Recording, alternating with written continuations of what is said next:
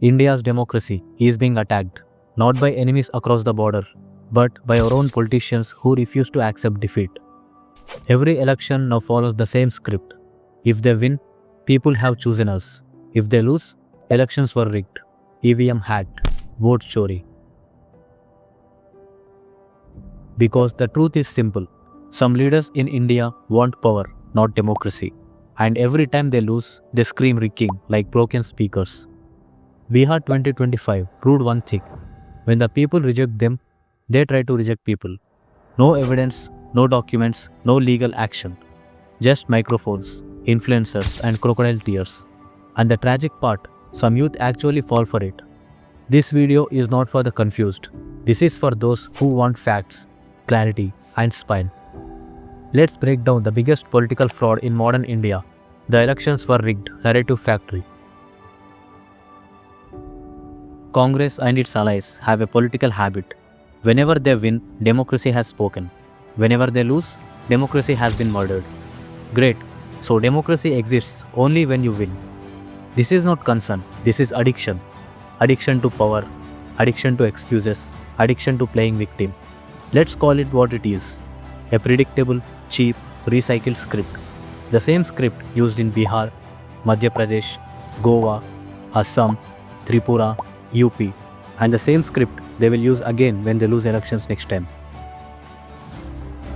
अगर मेरे पे कहीं सफेद कपड़ा मिल गया होता तो क्योंकि इलेक्शन कमीशन मर गया मैं सफेद कपड़ा उन पे पहना देता. Bihar gave the India bloc a reality check they couldn't digest. NDA 202 seats, India bloc 38 seats, Congress 6 seats out of 61. 6 out of 61. This is not a defeat, this is a wipeout. And what happened?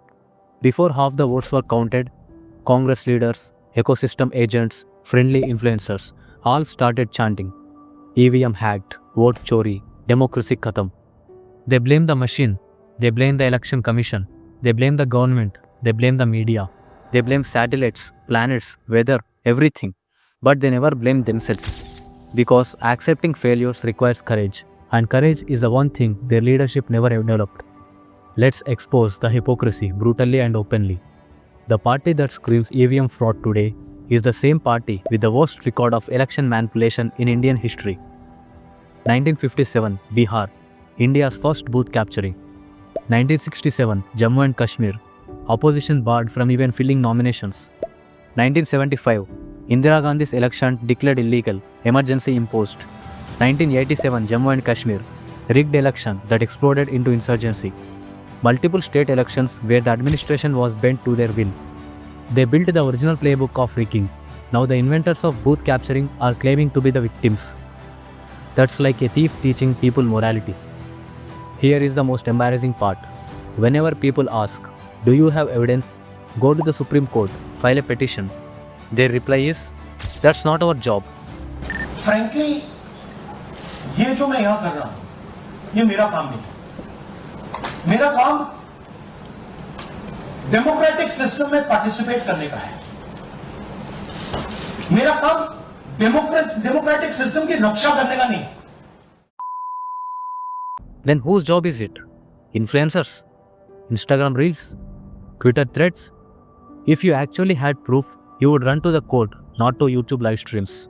The only reason they avoid the court is simple. Courts require evidence. Press conferences only require drama.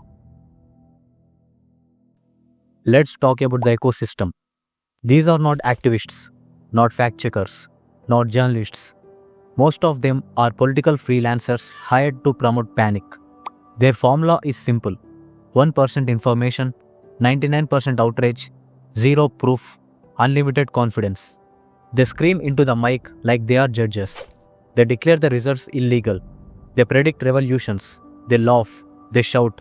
They insult the system. And guess what? They earn money by making you angry. Your confusion is their content.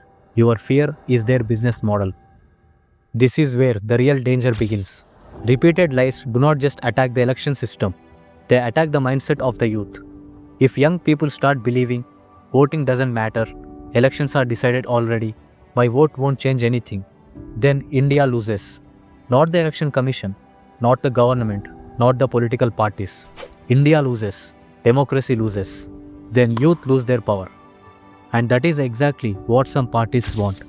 A hopeless youth is the easiest to manipulate. Now, let's hit them with actual facts.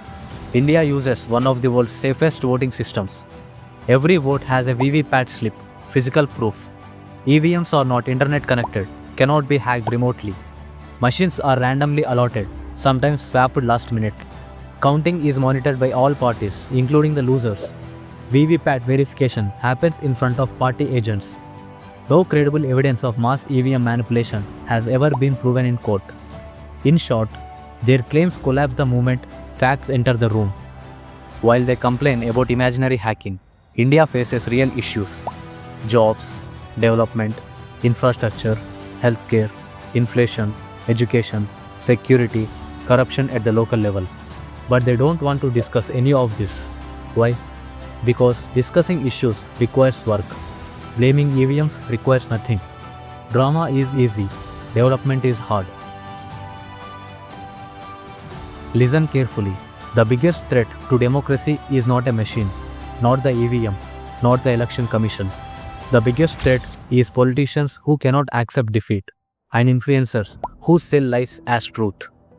If you fall for their propaganda, you become a puppet. If you think for yourself, you become a citizen. Today, India does not need emotional voters. India needs informed voters. India needs youth who ask, where is the proof? Why not court case? Why do you trust the system when you win?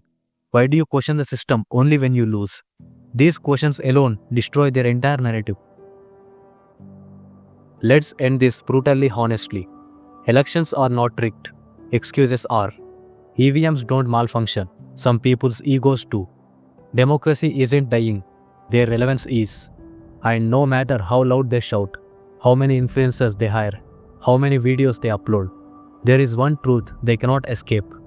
India's youth can think, and a thinking youth cannot be manipulated.